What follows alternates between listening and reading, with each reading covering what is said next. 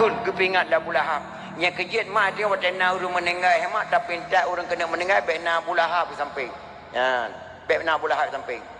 gekul Nabi Muhammad Abu wa kadang-kadang hana tem kun wa asyhadu anna Muhammadar Rasulullah kana ruh nan lung necikeun segala la ilaha illallah kena megrak mak lidah Abi Talib kena kun la ilaha illallah gebantah lo dapat nyak deh baik sakak-sakak kun dada dong tak baik dua maka Abi Talib mahana je kun la ilaha illallah yang kerja ketika mak penting datang pada kena jawab Allah laqinu bi mautikum bi kalimati la ilaha illallah ajarilah kepada orang akan mati dengan ucapan la ilaha illallah ilung pernah mak lu pinta orang mati segala nak lupa tempat dah nak lupa tuan so orang ji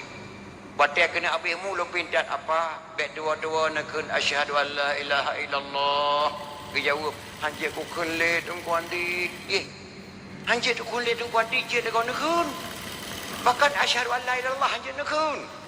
kadang panjang datang lagi bertingkai matang la ilaha illallah jika napa anjek ku kunle deng kuandi anjek ku kunle deng kuandi pakan je nakun pakan la ilaha illallah hanya nakun karena hana biasa barokon mak mungkin je nakun dah kena habismu maka Abi Talib mau degepinta Muhammad Abu kadang-kadang